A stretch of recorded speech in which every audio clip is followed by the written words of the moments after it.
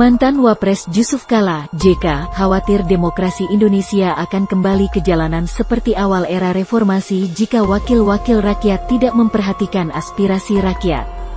Menurut JK, sistem demokrasi yang saat ini berjalan perlu dibenahi agar bangsa Indonesia tidak kembali kepada demokrasi jalanan. JK menyebut sistem demokrasi di Indonesia telah banyak berubah. Demokrasi saat ini dikuasai oleh segelintir orang yang memiliki finansial lebih.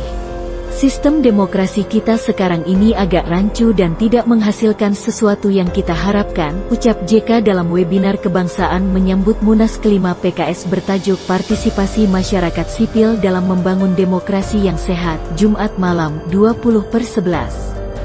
JK memberikan contoh proses demokrasi dalam pemilihan kepala daerah, terutama bupati yang dipandangnya tidak dipilih sesuai dengan harapan dan pertimbangan rekam jejak. Melainkan, pemilihan kepala daerah ini karena faktor kekuasaan atau finansial. Gubernur juga begitu. Nah, karena itulah PKS harus ada evaluasi bagaimana kita menjalankan demokrasi, imbuhnya.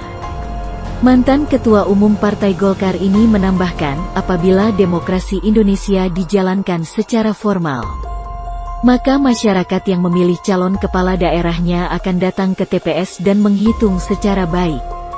Tapi apabila proses melakukan demokrasi itu sendiri kurang demokratis, maka akan terjadi hasil yang tidak diharapkan.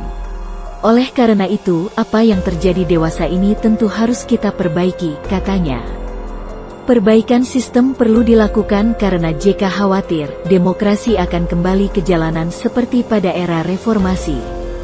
Kita jangan kembali ke demokrasi jalanan yang memilih jalannya sendiri seperti era reformasi.